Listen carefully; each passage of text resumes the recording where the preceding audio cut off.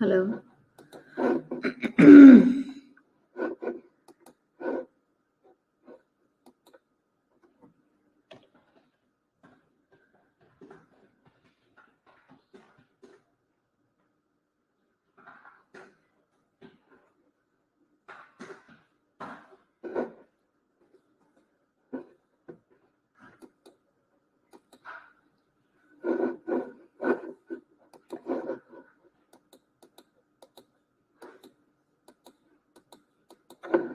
हाँ जी, आवाज़ आ रही है आप लोगों को? जी, मैं भी आवाज़ आ रही है?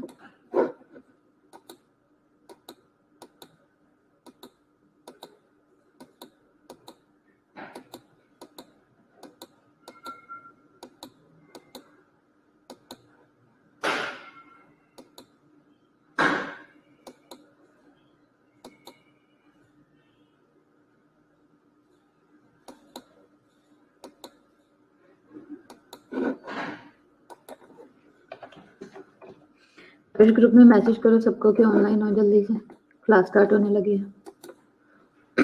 वालेकुम सलाम अरफा, कैसी हो? ग्रुप में मैसेज करो जल्दी से, सब लोग ऑनलाइन हो। ऑर्डरिंग ऑफ हमने नीड्स देखना था।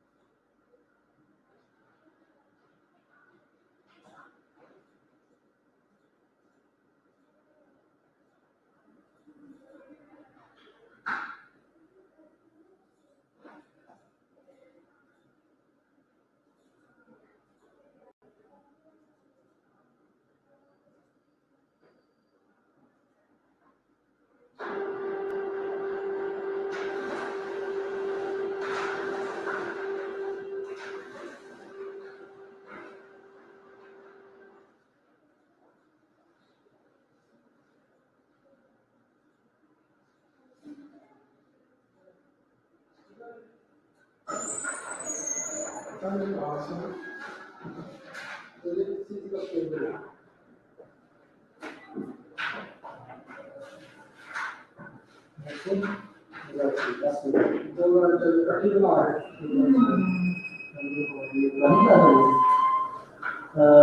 का मुझे लगा मैं कटी कर लूँगा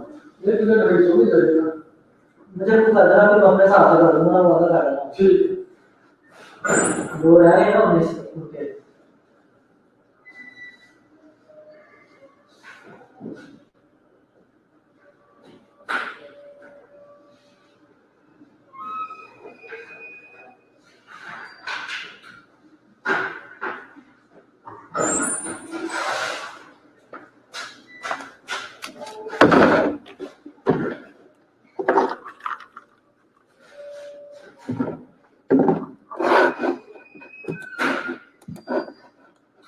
हाँ जी, गुड आफ्टरनून। कैसे हैं सब लोग? नुजत, शाइस्ता, रोलिका, सुनैना, सायरा, मिशेल, सबा, हमना, सिद्रा, मुबशरा, फातिमा, अक्सा, वर्दा, कैसे हो आप सब लोग? ठीक हो?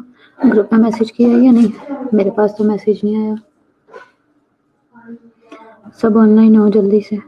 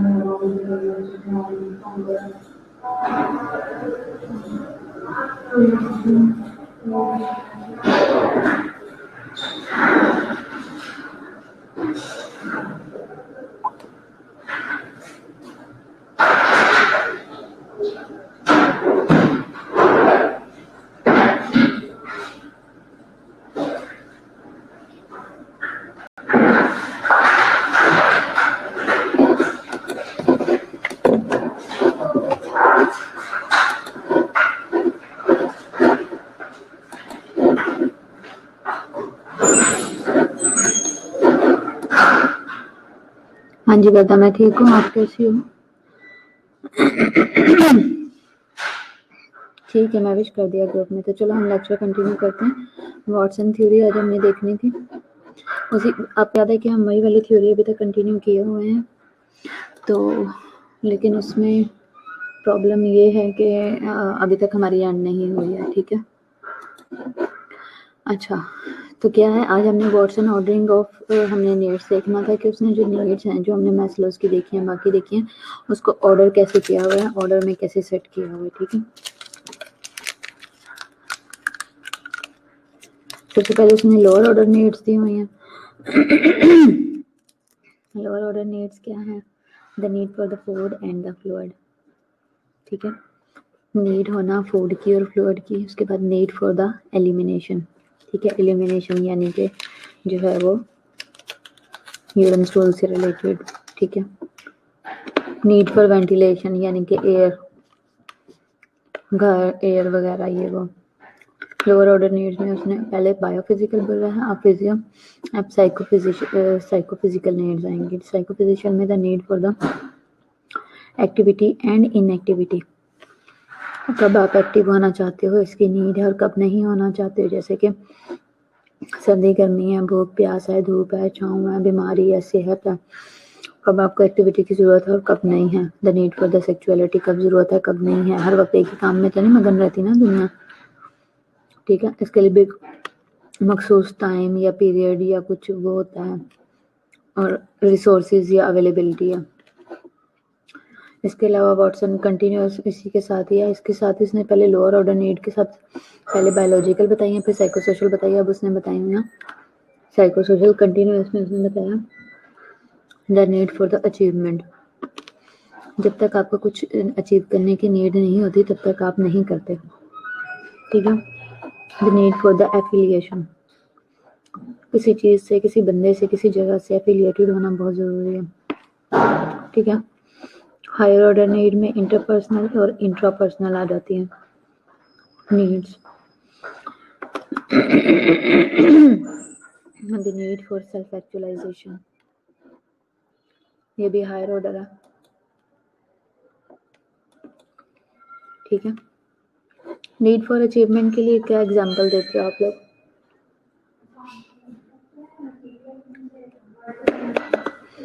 नीड फॉर अचीवमेंट की कोई एग्जांपल दो, एग्जाम्पलीफाई करो।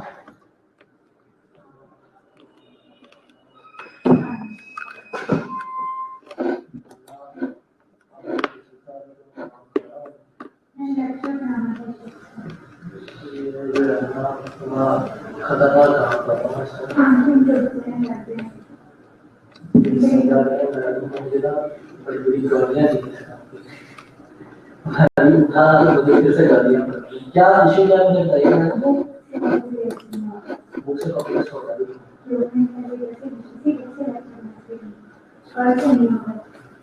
मुझे पता लग गया आप समझा नहीं, एक बार तो जाकर विषय को गाइडेंस मार विषय का ये ना रिजल्ट पावर ले वो बच्चा का बावड़ी का डिपेंडिंग आ रहा अभी चलो बात करो।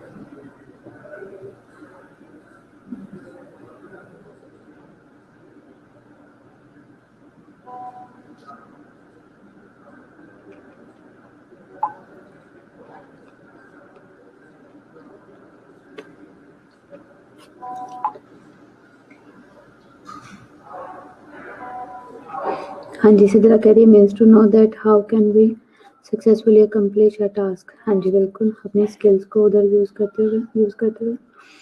अच्छा, बदा कह रही है कि किसी ओहदे पर पहुंचना, किसी हायर स्टेज को अचीव करना, जैसे कि मैनेजमेंट ग्रुप या लीडर। बिल्कुल ठीक कह रहे हो।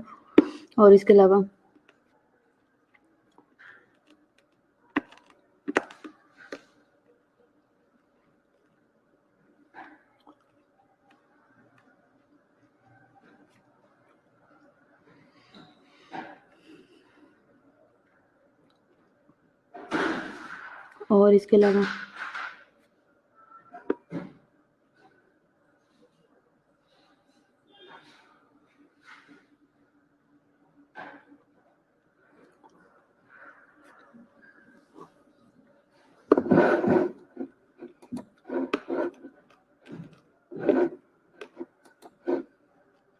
Motivation is important to accomplish a task. हाँ जी बिल्कुल ठीक है,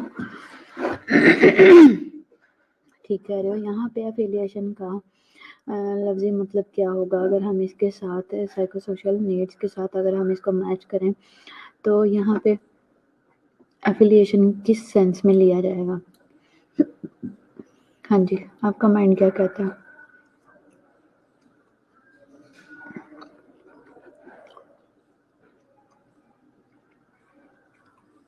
जी, एफिलिएशन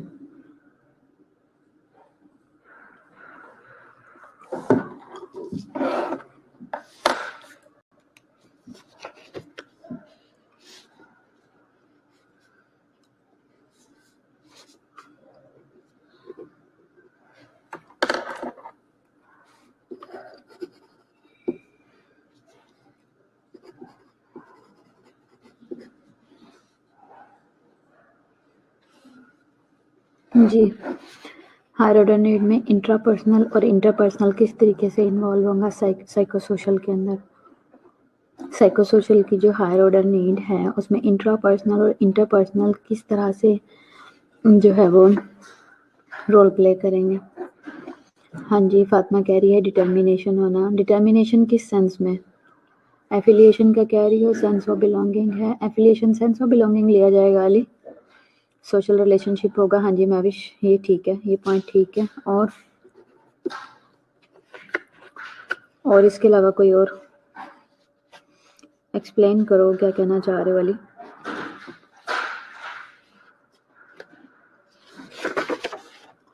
सोशल रिलेशनशिप है, ठीक है।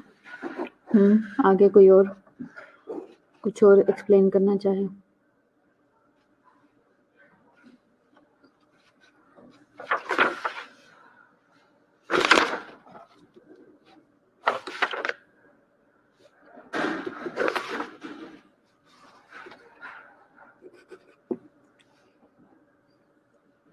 इंट्रापर्सनल और इंटरपर्सनल जो है वो नीड्स वो किस तरह से इन्वॉल्व होंगी साइकोसोशल में?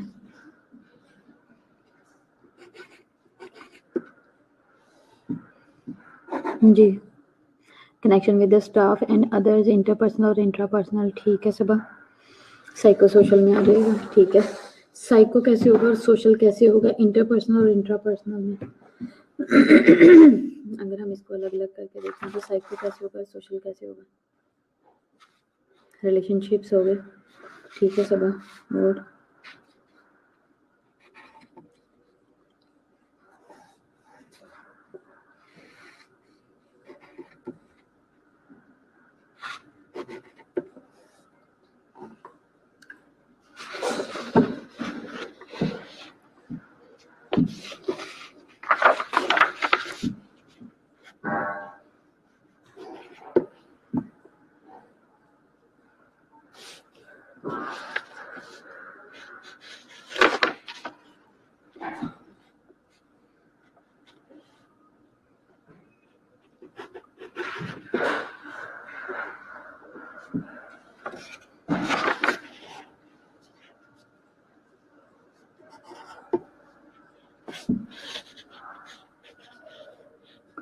जी,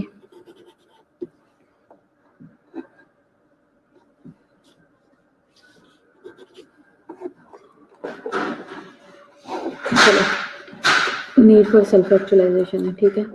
अच्छा, allowance of existential phenomenological forces क्या है, ठीक है। फिनोमिनोलॉजी जो है is a way of understanding people from the way things appear, ठीक है। ये क्या है? ये एक पैटर्न ऑफ अंडरस्टैंडिंग है लोगों के बारे में from the way things appear to them from their frame of reference, यानी कि इसमें ये कहेंगे कि जो चीज़ जिस तरह से एग्जिस्ट करती है, जो फिनोमिना पेश करती है, जो सिचुएशन बताती है, उसको उसी तरीके से अंडरस्टैंड करना, यानी कि जो नज़र आ रहा है वही सच है और वही सारा कुछ है। इसमें ये चीज़ आ जाती है।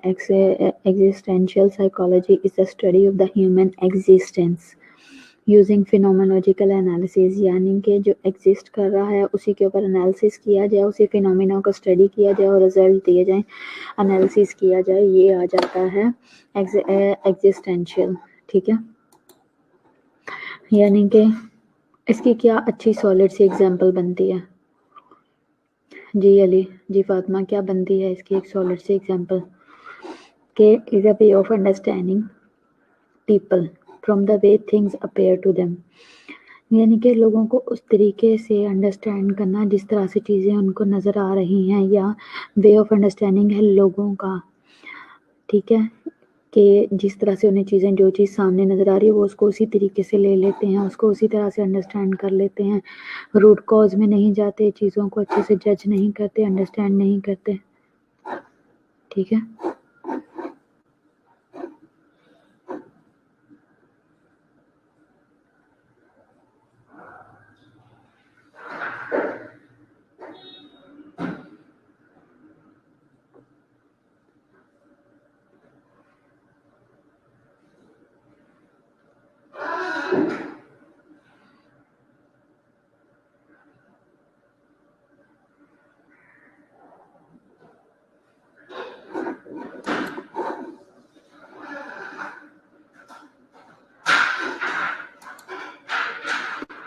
इसी के साथ ही है the factor helps the nurse to reconcile and mediate the incongruity of viewing the person holistically while at the same time attending to the hierarchical ordering of needs. Mentally sick patient के साथ इस तरह trust build किया जाता है। किस तरह? जो चीज़ नज़र आ रही होती है वही। किस तरह बातें? वो जो कहते हैं मान लेते हैं ताकि वो सेटिस्फाई रहे। ठीक है, वो तो मेंटली तो नहीं होगे, वो तो हम किसी को भी जो उस टाइम सैड है या अपसेट है, वो कह रहा है ये चीज़ ऐसे ही है, तो हम उसको उस टाइम में रिलैक्स करने के लिए कहते हैं अच्छा ठीक है जैसे आप कह रहे हो ऐसा ही है, परेशान ना हो, ठीक है जैसे आप कह रहे हो ऐसे कर लेंगे। उस टाइम तो सेटिस्फाई करने के लिए कुछ भी बोल दिया जाता है, ठीक है। इसी तरह एक्सटेंशियल के अंदर कंटिन्यूस उन्होंने कहा हुआ है कि फैक्टर्स जो हेल्प करते हैं नर्स को रिकंसाइल करने में और मीडिएट करने में incongruity of viewing the person holistically while at the same time attending the hierarchical ordering of needs. तो वो कहते हैं फैक्टर्स जो हेल्प करते हैं नर्स को रिकंसाइल करने में और मीडिएट करने में, वो क्या है? Incongruity of viewing the person holistically, मतलब कि पेशेंट जो पर्सन है उसकी होलिस्टिकल नीड जो है उसको देखा जाए, समझा जाए, ठीक है, तो वो क्या चाहता है। सही है। जैसे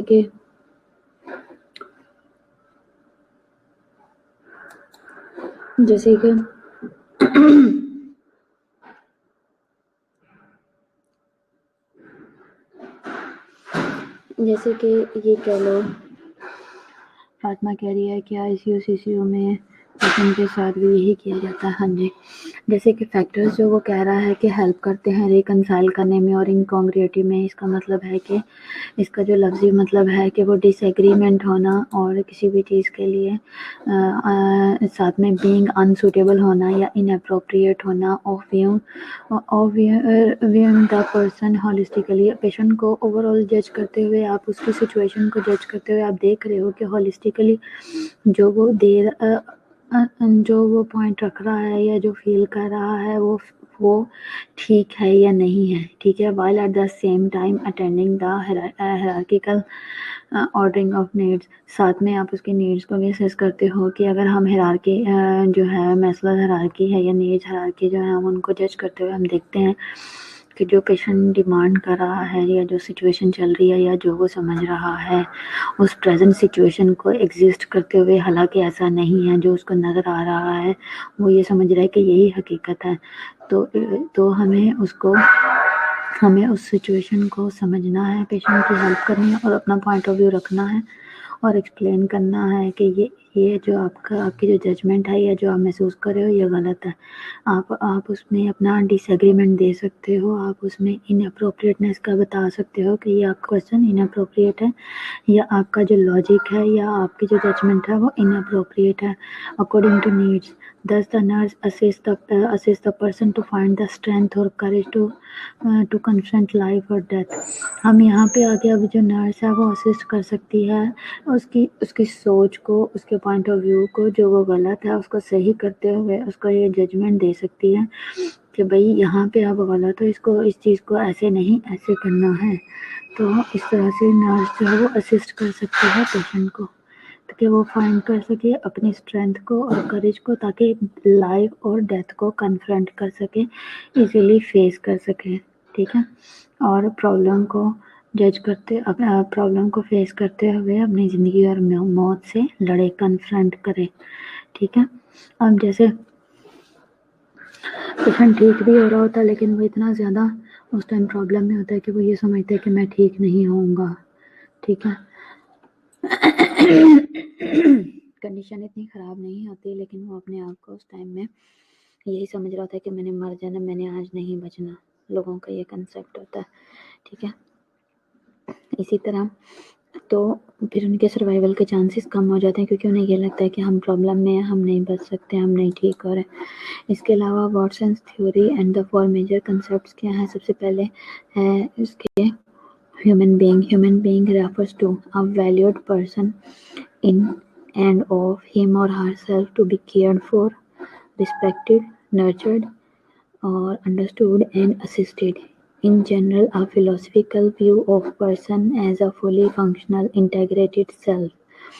ठीक है कि ह्यूमन बीइंग क्या है, ह्यूमन बीइंग को क्या कहा जाता है, एक वैल्यूड पर्सन है। जैसे कि हम जानते हैं कि इंसान को अशरफुल मखलूक़ात बनाया गया है, जितनी भी मखलूक़ात हैं दुनिया में उन सब के ऊपर उसको जो है वो दी गई है, ज़्यादा वैल्यू दी गई है। तो इंसान क्या है, वैल्यूड पर्सन है इन और ऑफ हिम और herself to be cared for, कि उसकी केयर की जाए, चाहे वो मेल है या फीमेल है, रिस्पेक्ट दी जाए, रिस्पेक्टफुल है, रिस्पेक्टेबल है, रिस्पेक्टेड है, नर्चर्ड है, अंडरस्टूड है, अंडरस्टैंड करता है और प्रेडिक्टेबल है, असिस्टेड है, असिस्ट किया जाता है, असिस्ट करना चाहिए। In general philosophical view of a person. अगर हम जनरल देखें तो जो फिलोसफी कहती है, फिलोसफी के पॉइंट ऑफ व्यू से पर्सन जो है फुली फंक्शनल इंटीग्रेटेड सेल्फ है, अपने अंदर हर एक किस्म की काबिलियत रखने वाली एक ऐसी मशीन है।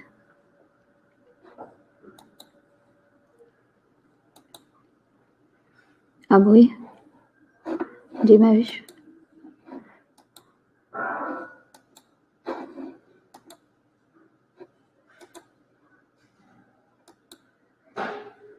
अच्छा, आपके पास हेल्थ आ रही है।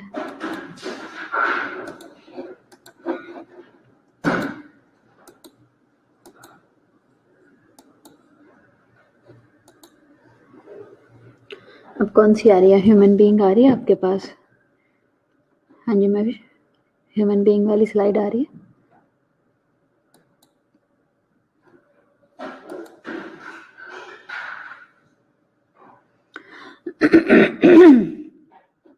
ठीक है।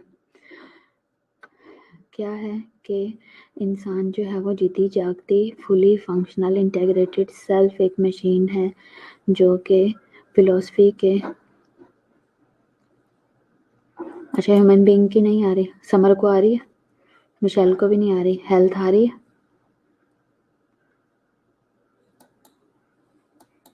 नर्सिंग का? अच्छा, ये नर्सिंग है। चलो मैं लेक्चर को दोबारा से, अभी हेल्थ वाली आ रही है, एनवायरमेंटल, ये हेल्थ की आई, शो हुई पर्दा? हेल्थ आ रही है। अब ये आई, अब कौन सी स्लाइड आ रही है? ह्यूमन बीइंग आ रही है?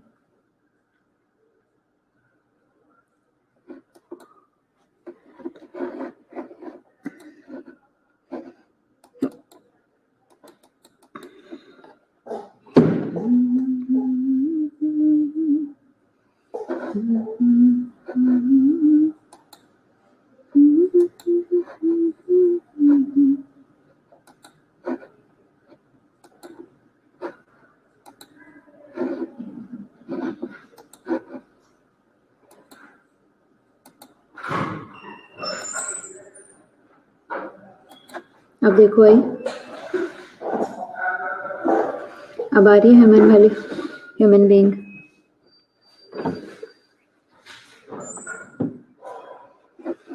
हाँ, मैंने रिफ्रेश किया भाई।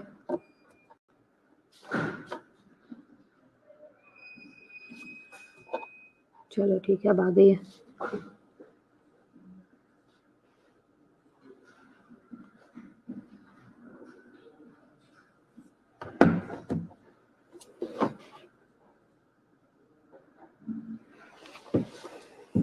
ठीक है, ठीक हो गया। ही यानी कि human is viewed as a greater than and different from the sum of his और हर पार्ट्स। ठीक है, ह्यूमन बीइंग जो है उसके बारे में ये व्यू है कि ये ग्रेटर है और डिफरेंट है, सम ऑफ हिज और हर पार्ट, अपने आप से ही बहुत सारी जगहों पे डिफरेंट है, यानी कि एक पर्सन दूसरे पर्सन से बहुत डिफरेंट है। ह्यूमन बीइंग में भी डिफरेंसेस हैं। हेल्थ क्या है, वॉटसन ने ऐड किया है, Watson adds the following 3 elements to WHO definition of health में। क्या? A high level of overall physical, mental and social functioning. ठीक है, a general adaptive maintenance level of daily functioning, फिर द एब्सेंस ऑफ इलनेस और the presence of efforts that lead its absence. ठीक है, ये 3 points रखे हैं health के अंदर वाटसन में। ठीक है, फर्स्ट ऑफ ऑल क्या है, किस बेस पे रख रही है, अ high level of overall physical, mental और सोशल फंक्शनिंग। क्या कहती है कि हाई लेवल होना चाहिए ओवरऑल फिजिकल, मेंटल और सोशल फंक्शनिंग का। ठीक है, कि हाई लेवल पे बंदा काम कर सके, फिजिकली भी, मेंटली भी और सोशली भी।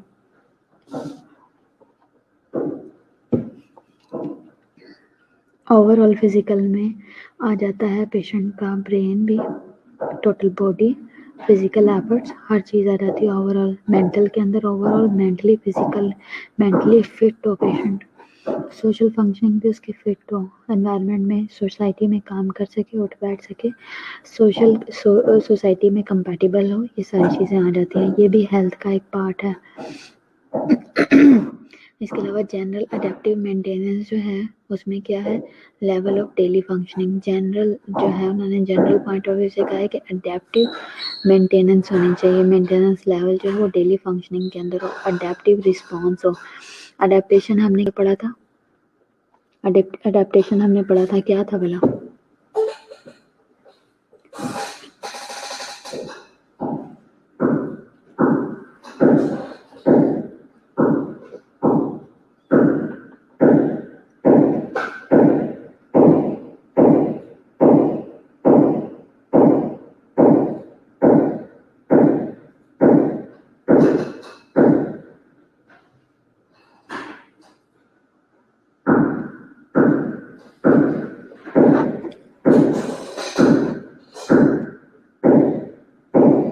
जी, अडेप्टेशन क्या है? General adaptive maintenance. आप कोई कुछ भी चीज़ अपनी लाइफ में कुछ भी जो है वो अडेप्ट करते हो, अडेप्ट करने की कोशिश करते हो, उसकी maintain, adaptation is adjustment in any condition. हाँ जी सब। तो जनरल अडेप्टेशन को क्या कह रहा है कि अडेप्टेशन मेंटेनेंस लेवल जो है वो डेली फंक्शनिंग पे होना चाहिए, मॉडिफिकेशन अकॉर्डिंग टू सिचुएशन। हाँ जी अली ठीक है।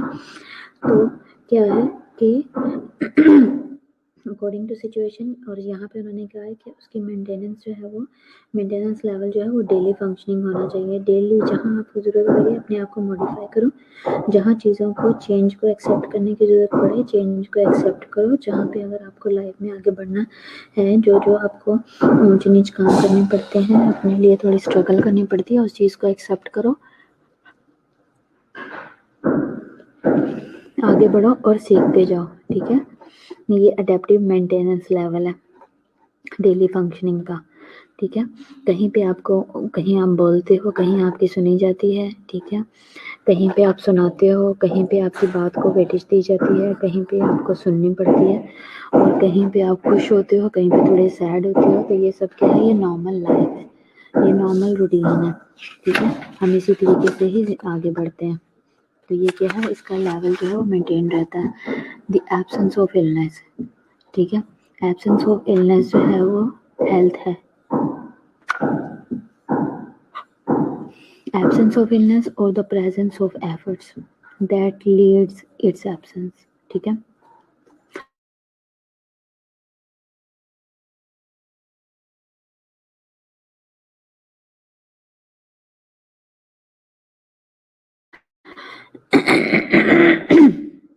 आप बीमार नहीं हो तो आप सेहतमंद हो। ठीक है, ये डेफिनेशन होगी आपकी हेल्थ की।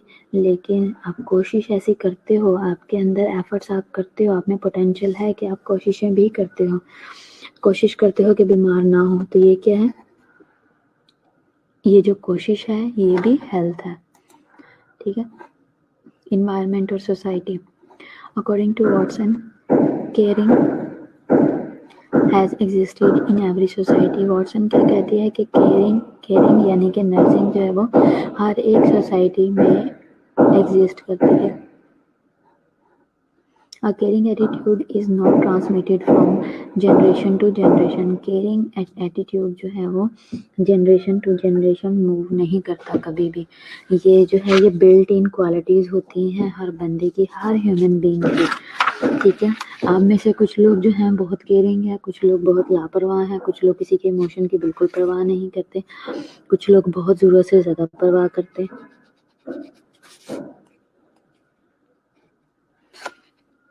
कुछ लोग जो है वो कुछ लोग एक्सप्रेसिव नहीं हैं, कुछ लोग बहुत एक्सप्रेसिव हैं, कुछ लोग शो करते हैं हम केयरिंग और कुछ नहीं है। तो ये जनरेशन टू जनरेशन ट्रांसमिट नहीं होता, ये बिल्ट इन क्वालिटीज़ होती हैं। It is transmitted by the culture of the profession as a unique way of coping with its environment, ठीक है। अब एनवायरनमेंट जो है वो क्या करता है, it is transmitted by the culture of the profession. आपके कल्चर टू कल्चर डिपेंड करता है, कल्चर टू कल्चर वेरी करता है कि आप केयरिंग हो या फिर आप बोसी हो, ठीक है। अब नर्स है, नर्स का काम क्या है, नर्स जो है मतलब है केयर प्रोवाइड करने का, नर्स का मतलब है कि एक केयरिंग पर्सन, ठीक है।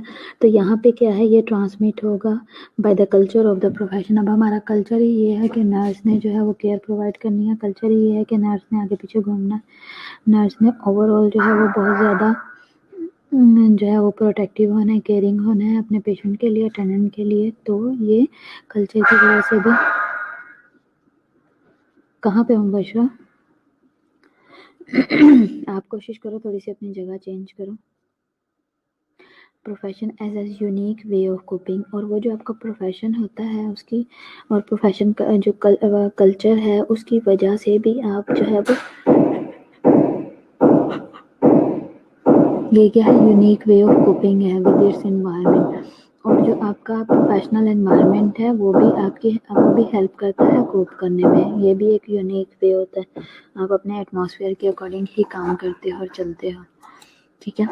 नर्सिंग क्या है, nursing is concern with the promoting health. Nursing का कंसर्न जो है वो ऑल एंड ऑल किस चीज़ से है, हेल्थ को प्रमोट करने से है, प्रिवेंशन ऑफ इलनेस से है, केयरिंग फॉर द सिक है, और रिस्टोरिंग हेल्थ है, ठीक है।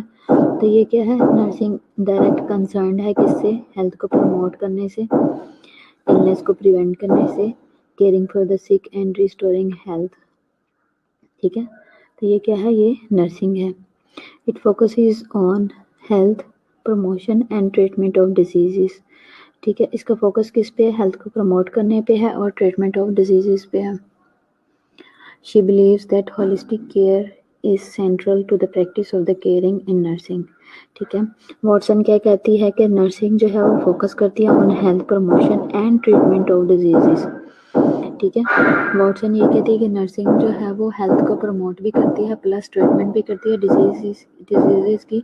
वो ये कहती है कि होलिस्टिक हेल्थ केयर जो है वो सेंट्रल है to the practice of caring in nursing, यानी कि होलिस्टिक केयर जो है वो मेन पॉइंट है, वो एक सेंटर है टोटल केयर का, और उसी के अकॉर्डिंग हम practice of caring in nursing करते हैं। तो होलिस्टिक केयर जो है वो ही ऑल एंड ऑल है जिसको हम सामने रख के सारे काम कर सकते हैं। अब होलिस्टिक केयर क्या है, होलिस्टिक केयर किसे कहते हैं? हाँ जी जी, नुज़रत शाइस्ता, होलिस्टिक केयर क्या है?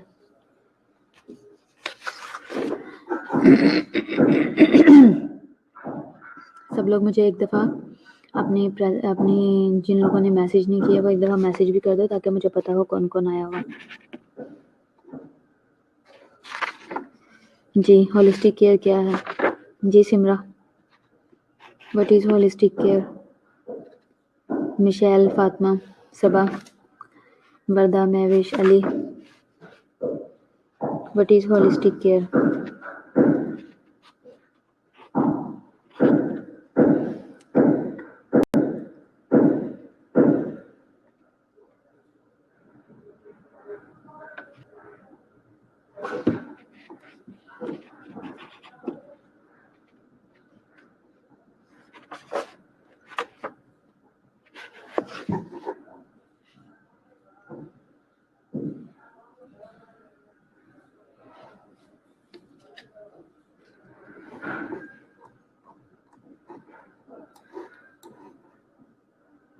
होलिस्टिक जिलोमा carry complete care of patient with all dimensions, ठीक है।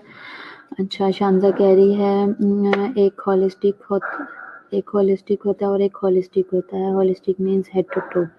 ठीक है, ये होलिस्टिक जो है ये आपको पता HO वाला है, यहाँ पे आपके पास आ रहा है। ठीक है, हाँ जी, सिमरा कह रही है holistic care covers all the dimensions: physical, psychological, social and mental well-being of the patient। ठीक है, fulfill each aspects like social, culture and physical। हाँ जी ठीक है, सब लोग ठीक बता रहे हो।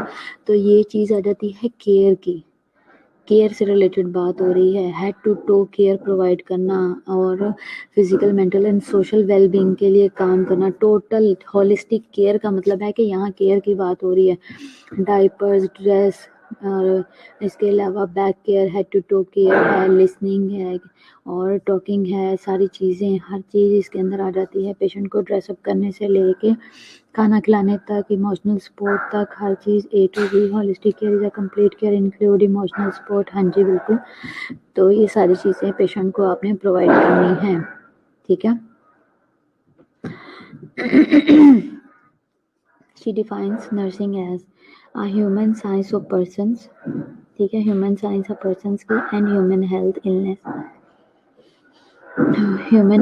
illness experiences that are mediated by professional, personal, scientific, aesthetic and ethical human transactions। ठीक है, वो क्या कहती है कि ह्यूमन साइंस ऑफ पर्सन्स है, नर्सिंग क्या है, ह्यूमन साइंस है किनकी, पर्सन्स की और ह्यूमन हेल्थ इलनेस की। ठीक है, अब नर्सिंग की इसने डिफरेंट डेफिनेशन दी हुई है। हम क्या कहते हैं नर्सिंग को, a one who care for sick और इंजर्ड पर्सन, है ना। लेकिन ये क्या कहती है, ये कहती है कि नर्सिंग जो है वो क्या है, ह्यूमन साइंस है किसकी, पर्सन की, ह्यूमन हेल्थ इलनेस की, स्पेशली किनकी, जो कि एक्सपीरियंस करती है, that are mediated by professional, जिसको मीडिएट किया गया है, जिसको सेंट्रलाइज किया गया है या जिसको फोकस किया गया है by professionals, personal, scientific, aesthetic और एथिकल ह्यूमन ट्रांजैक्शंस के थ्रू। ठीक है, वॉटसन जो है वो नर्सिंग को इस तरीके से एक्सप्लेन करती है। Watson theory and the nursing process क्या है, nursing process contains the same steps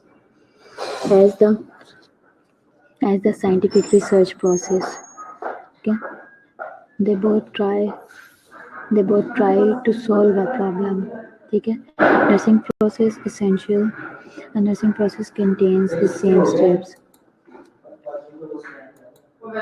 क्या है कि holistic care is a complete care include emotional support. ठीक है, वॉटसन थ्योरी और नर्सिंग प्रोसेस में अब जो वॉटसन ने कहा है नर्सिंग प्रोसेस वो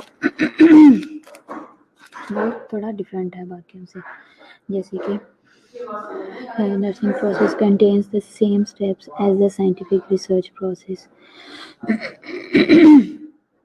They both try to solve a problem, both provide a framework for the decision making।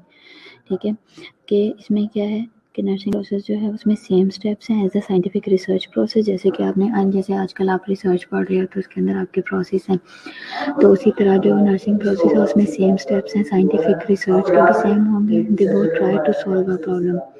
क्या है, ये बोथ जो है वो ट्राई करते हैं प्रॉब्लम को सॉल्व करने की, बोथ प्रोवाइड अ फ्रेमवर्क। हम इन दोनों के अंदर नर्सिंग प्रोसेस में भी और नर्सिंग रिसर्च में दोनों में जो है प्रॉब्लम को सॉल्व किया जाता है। अभी जैसे आप रिसर्च कर रहे हो, आजकल आपका प्रैक्टिकम चल रहा है, क्लिनिकल प्रैक्टिकम, उसमें आपने देखा है कि आपने एक प्रॉब्लम, सबसे पहले आपने फाइंड अ प्रॉब्लम। ठीक है, आपने एक प्रॉब्लम लेनी है, फिर आपने उसको सॉल्व करना है साइंटिफिक पॉइंट ऑफ व्यू से। ठीक है, तो ये भी इसी के ऊपर काम करती है। दोनों का काम जो है both are working on, they both try to solve a problem. Research के अंदर भी, प्रोसेस के अंदर भी प्रॉब्लम सॉल्व की जाती है। नर्सिंग प्रोसेस के अंदर आप क्या करते हो, नर्सिंग प्रोसेस के अंदर आप एक टॉपिक ले लेते हो, जैसे कि सपोज आप नर्सिंग प्रोसेस, आपको पता है ना NCP को कहा जाता है, नर्सिंग केयर प्लान को। आपने एक टॉपिक ले लिया है, कोई कॉन्स्टिपेशन ले लेता है, कोई डिप्रेशन ले लेता है, कोई जो है वो कोई डायरिया ले लेता है, कोई जो है वो पुअर स्किन इंटेग्रिटी ले लेता है, यानी कि डिफरेंट आप टॉपिक्स ले लेते हो, फिर आप उसके ऊपर वर्कअप करते हो। तो आपने क्या किया, सबसे पहले डायग्नोसिस किया, सबसे पहले असेस किया, डायग्नोसिस की, फिर जो प्रॉब्लम है उसको आपने सॉल्व किया, है ना। तो बोथ प्रोवाइड अ फ्रेमवर्क, दोनों ने एक फ्रेमवर्क प्रोवाइड कर दिया। अब NCP में क्या हुआ कि आपने एड बाय बना लिया, सबसे पहले असेसमेंट है, डायग्नोसिस है, प्लानिंग है, ठीक है, फिर उसके बाद एवेल्यूएशन है, ये सारी चीज़ें आपने डाल दी। साथ ही आपने क्या किया कि जो साइंटिफिक रिसर्च प्रोसेस है उसका भी सेम फ्रेमवर्क है फॉर डिसीजन मेकिंग। जैसे सबसे पहले आपने आइडेंटिफाई किया प्रॉब्लम, सबसे पहले प्रॉब्लम को देखा है, फिर असेसमेंट किया, और प्रॉब्लम के बाद आपने देख ली, और उसके बाद आपने उसकी उसकी असेसमेंट दी। असेसमेंट के बाद आपने अपना डिसीजन मेकिंग दी है, आपने अपना लिटरेचर रिव्यू दे दिया, आपने बाकी सारी स्टडीज़ के साथ सपोर्ट कर लिया कौन कौन सी स्टडी किस किस ने की हुई है, और फिर उसके बाद अपना आपने एवेल्यूएशन किया, और एवेल्यूएशन करने के बाद कंक्लूजन दिया, और फिर उसके बाद रिजल्ट्स दे दिए, ठीक है। असेसमेंट क्या है, अब हम नर्सिंग प्रोसेस की बात करें तो हम एडवाई की बात कर रहे हैं। एडवाई क्या है, असेसमेंट। सबसे पहले हम देखेंगे असेसमेंट प्रोसेस के अंदर एडवाई आता है, जिसे कहते हैं असेसमेंट, डायग्नोसिस है, प्लानिंग है, ठीक है, इम्प्लीमेंटेशन है, और एंड पे ई से एवेल्यूएशन है। Assessment involves observation. असेसमेंट के में क्या आता है, सबसे पहले शॉर्ट टर्म गोल्स, नहीं, असेसमेंट में आता है ऑब्जेक्टिव डाटा और सब्जेक्टिव डाटा, ठीक है, नर्सिंग प्रोसेस में। सबसे पहले अगर आप ऑब्जेक्टिव डाटा की बात करें तो वो डाटा है जो कि ऑब्जर्वेबल है, ठीक है। असेसमेंट में involves observation, identification and review of the problem, use of the applicable knowledge in literature, ठीक है। तो असेसमेंट में सबसे पहले ऑब्जर्वेशन आ जाती है, ऑब्जर्व करोगे, आइडेंटिफाई करोगे, असेस करोगे, तो फिर ही आप जो है वो अपनी प्रॉब्लम को, पेशेंट को जो प्रॉब्लम चल रही है, जो कॉम्प्लिकेशन चल रही है, उसे आप जज कर पाओगे, ठीक है। ऑब्जेक्टिव डाटा हो गया, ऑब्जर्वेबल डाटा, और जो सब्जेक्टिव डाटा है वो है जो कि पेशेंट वर्बलाइज करता है, ठीक है, उसे सब्जेक्टिव डाटा कहते हैं। जैसे कि आते हैं साइंस और सिम्टम्स। साइंस क्या है हमारे जी, साइंस हम किसे कहते हैं, साइंस क्या है और सिम्टम्स क्या है।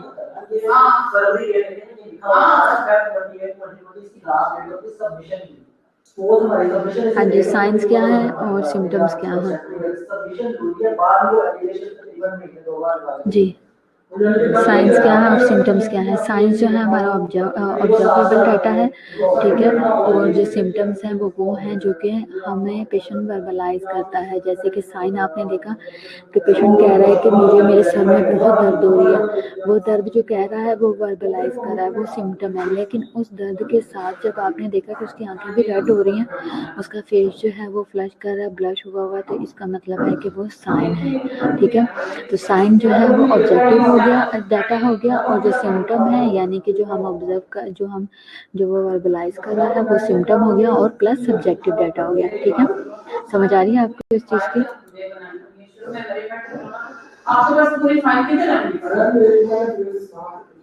includes the formulation of hypothesis, ठीक है। असेसमेंट में क्या आ जाएगा, अच्छा सेकंड रह गया, also includes conceptual knowledge. Symptoms जो हम ऑब्जर्व करते हैं, ऑब्जर्व नहीं कर सकते, साइंस कर सकते हैं, हाँ जी, हाँ जी ब्रदर, बिल्कुल ऐसा ही है। अच्छा, असेसमेंट में also includes conceptual knowledge for the formulation and conceptualisation of the framework. अगर हम यहाँ पे बात करें साइंटिफिक रिसर्च की, तो इसमें इंक्लूड कर लेते हैं कंसेप्चुअल नॉलेज को, कंसेप्चुअल फ्रेमवर्क। अगर आप रिसर्च करोगे तो उसका एक पॉइंट आ जाता है कंसेप्चुअल फ्रेमवर्क, जहाँ पे आप अपना कंसेप्ट लिखते हो कि इसके बारे में क्या कंसेप्ट हैं लोगों के, ठीक है। तो आप क्या करते हो, conceptual knowledge for the formulation and conceptualisation of framework, ठीक है, इसके अंदर ये भी आती है। तीसरा क्या है, include the formulation of the hypothesis. आप हाइपोथेसिस बनाते हो, आप अपना क्वेश्चन बनाते हो, प्रॉब्लम आप सबसे पहले अपने प्रॉब्लम को आइडेंटिफाई करना है, और फिर उसको एक शेप में लाना है, क्वेश्चन में लाना है, ठीक है। तो जो आपका क्वेश्चन होता है उसे हाइपोथेसिस कहते हैं। आप किसके ऊपर रिसर्च करना चाहते हो,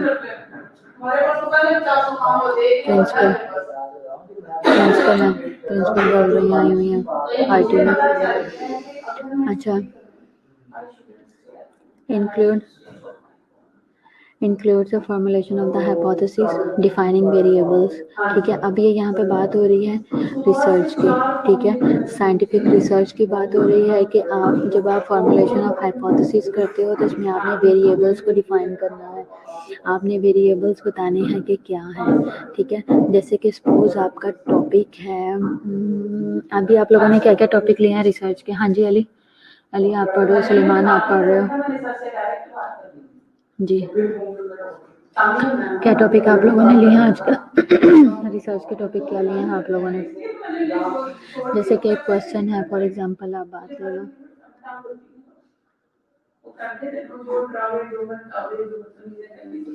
जैसे कि सपोज आप एक क्वेश्चन, जैसे कि मेरा एक टॉपिक है, फॉर एग्जांपल बात कर लो, मेरा जो हाइपोथेसिस है वो ये है कि मेरा जो क्वेश्चन है या मेरा जो प्रॉब्लम मैंने जो चूज़ किया है वो है, मैं असेस करना चाहती हूँ लोगों का नॉलेज, एटीट्यूड एंड प्रैक्टिस, ठीक है, नर्सिस का towards the use of the computer, ठीक है। मैंने ये प्रॉब्लम देखी है कि लोगों का नॉलेज जो है वो इनोवेशन पे कम है, लोगों की जजमेंट कम है, लोगों को कम पता है चीज़ों का, ठीक है। मैंने ये जज किया, मैंने ये देखा है, मैंने ये प्रॉब्लम निकाली है कि लोगों को कंप्यूटर यूज़ करना कम आता है। अब आप आजकल जैसे क्लिनिकल पे जा रहे हो, आप देखोगे कि लोग जो हैं वो वार्ड्स के अंदर अच्छे से कंप्यूटर यूज़ नहीं करते, उनको नहीं पता, ठीक है। तो क्या हुआ कि वो फिर ढूंढते हैं, कोई बीएसएन का बंदा हो जाए या कोई टीम लीडर हो जो बताए कि कंप्यूटर कैसे यूज़ करना है, ठीक है। तो यहाँ पे प्रॉब्लम्स आती हैं।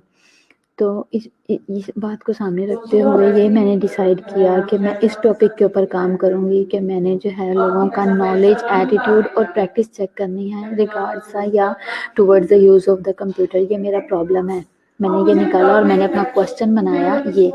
अब इनमें से वेरिएबल्स जो मैंने लिए हैं, ठीक है, मेरे वेरिएबल्स हैं नॉलेज, एटीट्यूड और प्रैक्टिस, ठीक है। मैंने ये 3 वेरिएबल्स ले लिए। अब मेरा मेन फोकस इनके ऊपर होगा, दैट विल बी एग्जामिन्ड। अब मैंने एग्जामिन क्या करना है, लोगों का नॉलेज, एटीट्यूड और practice in solving the problem को सॉल्व करते हुए, ठीक है। अगर मैं लोगों का नॉलेज देख लूँगी, नॉलेज, एटीट्यूड और प्रैक्टिस देख लूँगी towards the use of computer, तो उससे मुझे प्रॉब्लम भी पता लग जाएगी। जब मैं नॉलेज देखूंगी लोगों का नॉलेज कैसा है, लोगों का नॉलेज कम निकलेगा तो पता लगेगा कि भाई हमें तो किसी ने पढ़ाया ही नहीं था, हमें तो किसी ने बताया ही नहीं था, ठीक है।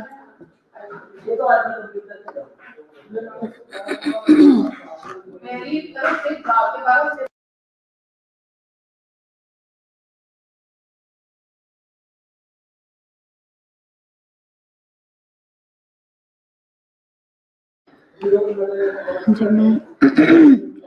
मैं प्रॉब्लम देखूंगी,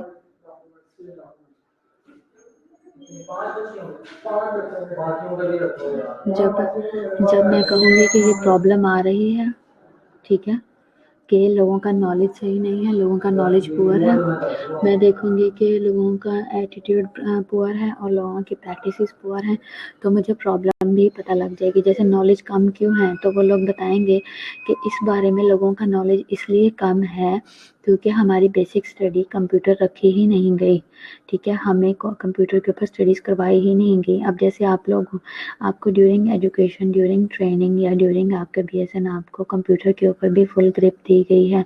आप में से मैक्सिमम लोग ऑन ऑफ करने से लेके पीपीटी बनाने तक, वर्ड को यूज़ करने तक हर काम जानते हैं, ठीक है। आपकी पूरी क्लास को आता होगा, कोई एक आधा रेयर बंदा होगा जिसको नहीं आता। आप में से कौन है जिसको कंप्यूटर यूज़ करना नहीं आता, जिसने कभी भी कंप्यूटर के ऊपर काम नहीं किया हुआ? अब उसकी बेसिकली कुछ रीजंस होती हैं। सबसे पहले यहाँ तो होगी नॉलेज की बात कि हमें नॉलेज नहीं है क्योंकि हमें ऐसा एनवायरनमेंट दिया नहीं गया। सेकंड बात आ जाती है एटीट्यूड की, कुछ लोगों का लर्निंग एटीट्यूड ही नहीं है, कुछ लोग सीखना ही नहीं चाहते, चाहे जितनी मर्जी कोशिश की जाए, बताया जाए। थर्ड पे बात आ जाती है प्रैक्टिस की। अब क्या है, प्रैक्टिस क्यों नहीं है? क्योंकि आपको कंप्यूटर तो आपने सीख तो लिया, मुबशरा आपको सीखना चाहिए क्योंकि ये इनोवेशन का दौर है। अगर आपकी प्रैक्टिस कम है तो आप उसकी प्रैक्टिस करो। नेक्स्ट टाइम आपको कोई भी ग्रुप में असाइनमेंट मिलती है, आप अकेले करो, अपने ओन पे करो और आप कहो मैं करूँगी और मैं सीखूँगी, ठीक है, क्योंकि ये आपका लर्निंग फेज़ है, इसमें आप सीख लोगे तो बहुत सारी चीज़ों पर आपकी ग्रिप हो जाएगी, अदरवाइज़ आपको मुश्किल होगी। दूसरे नंबर पे यहाँ बात आ जाती है कि उसकी प्रैक्टिस की। आपके पास नॉलेज है, आपने सीखा हुआ है, लेकिन आपको कंप्यूटर्स नहीं दिए गए, आपको कंप्यूटर्स की आपके पास अवेलेबिलिटी नहीं है, ठीक है। अगर आपके पास कंप्यूटर्स नहीं है तो आप काम नहीं कर सकते, ठीक है। अगर आपके पास कंप्यूटर नहीं है तो ठीक हो गया। अब नॉलेज भी हो गया, एटीट्यूड भी हो गया और प्रॉब्लम भी होगी, ये सारी चीज़ें कवर होगी, है ना। प्लान क्या है, असेसमेंट होगी, प्लान करेंगे। प्लान में क्या है, it helps to determine how variables would be examined and measured. Plan में हम देखेंगे कि कैसे इट हेल्प्स टू डिटरमिन, ये हेल्प करेगा हमारे डिटरमिन करने में how variables would be examined, कि जो वेरिएबल्स हैं उनको हम किस तरीके से एग्जामिन करेंगे और कैसे मेजर करेंगे। अब आपको मैं रिसर्च की एक बात बताऊं, जब आपने अपना क्वेश्चन जब आपने अपनी प्रॉब्लम स्टेटमेंट दे दी है, ठीक है, प्रॉब्लम स्टेटमेंट बोला जाता है इसको, जब वो आपने अपनी दे दी है, यानी कि आपने अपना क्वेश्चन रख दिया है कि आपने अपना क्वेश्चन दिया है कि to assess the knowledge, attitude and practice of nurses towards the use of computer in Punjab institute of cardiology Lahore, ठीक है, कि मैं PIC में रिसर्च करना चाहती हूँ या Shalimar nursing college Lahore, Shalimar hospital Lahore, ठीक है। तो ये आपकी सेटिंग आ गई, ठीक है, कि आप इस सेटिंग में काम करना चाहते हो कि मैं इस जगह पे ये काम करूँगा। मैंने अपनी सेटिंग क्या दी, मैंने शालामार दिया, मैंने PIC दिया, मैंने म्यू दिया, मैंने गंगाराम दिया, ठीक है, ये आपकी सेटिंग है। आपकी टारगेटेड पॉपुलेशन कौन सी है, आपकी पॉपुलेशन आपने क्या रखा, आपने नर्सिस रखी हैं, ठीक है। जब आपने नर्सिस रख ली हैं तो आपने डिटरमिन करना है कि वेरिएबल्स को आपने कैसे मेजर करना है, कैसे एग्जामिन करना है। आपने नर्सिस तो डाल दी, लेकिन अब आप देखोगे कि वो हॉस्पिटल कौन सा है। हमारे हॉस्पिटल में स्टूडेंट्स भी हैं, हमारे हॉस्पिटल में नर्सिस भी हैं, हमारे हॉस्पिटल में टीम लीडर्स भी हैं, हमारे पास इंटर्नीज भी हैं, ठीक है। तो अब आपको स्पेसिफाई करना है कि आपने स्टूडेंट से डाटा लेना है या नहीं लेना, आपने कितनी एज के लोगों से लेना है, कितनी रैंक के लोगों से लेना है और कितने एजुकेटेड लोगों से लेना है, ठीक है। फिर यहाँ पे आपने जो वेरिएबल्स अपने जो सेट किए हुए हैं नॉलेज, एटीट्यूड और प्रैक्टिस का, जिसे कैप स्टडी भी कहते हैं या डिस्क्रिप्टिव स्टडी भी कहते हैं, इसके वेरिएबल को जब आप जज कर रहे हो तो आपको अपना वो पॉइंट लाजमी डालना होगा कि क्या कहेंगे इसको, इंक्लूजन और एक्सक्लूजन क्राइटेरिया यहाँ पे डालोगे। इंक्लूजन में आप किनको डालोगे, जो लोग जो हैं, जैसे कि आप कहते हो कि मैं सिर्फ इंटर्न और स्टाफ नर्सिस से लूँगी। एक्सक्लूड आपने किसे कर दिया, जो स्टूडेंट नर्सिस जाती हैं वो भी एक्सक्लूजन में चले गए, और जो टीम लीडर है, मैनेजर हैं, वो भी एक्सक्लूजन क्राइटेरिया में चले गए, ठीक है। अब आपने उन वेरिएबल्स को मेजर करना है। आप उनके लिए क्या करोगे, इंक्लूड द कंसेप्चुअल अप्रोच और डिज़ाइन फॉर प्रॉब्लम सॉल्विंग। आपने एक अपना प्रॉब्लम कैसे सॉल्व करना है, आप उसका भी एक कंप्लीट एक फ्रेमवर्क बना लोगे। कि मैं ये सोच रही हूँ कि मेरा ये आइडिया है कि जब ये डाटा निकलेगा ना, तो मैं ये सोच रही हूँ कि इनको कंप्यूटर्स प्रोवाइड किए जाएँ या इनकी ऐसी ट्रेनिंग्स करवाई जाए ताकि इनको लर्निंग एनवायरनमेंट ज़्यादा से ज़्यादा मिले, ठीक है। It determines what data would be collected and how on home, यानी ये सारा डिपेंड करता है कि डाटा कैसे लिया गया, ठीक है, कि डाटा क्या लिया गया है प्लस और किससे लिया गया है, ये सब चीज़ें उसके ऊपर डिपेंड करती हैं और ये उस चीज़ को रिप्रेजेंट करती हैं, ठीक है। समझ आइए बात की, प्लानिंग की। अभी मेरा ख्याल है रिसर्च आप लोगों ने शुरू नहीं किया, अभी आपको थोड़ी सी मुश्किल होगी मेरी बात को समझने में। रिसर्च आप लोग पढ़ रहे हो अभी आजकल?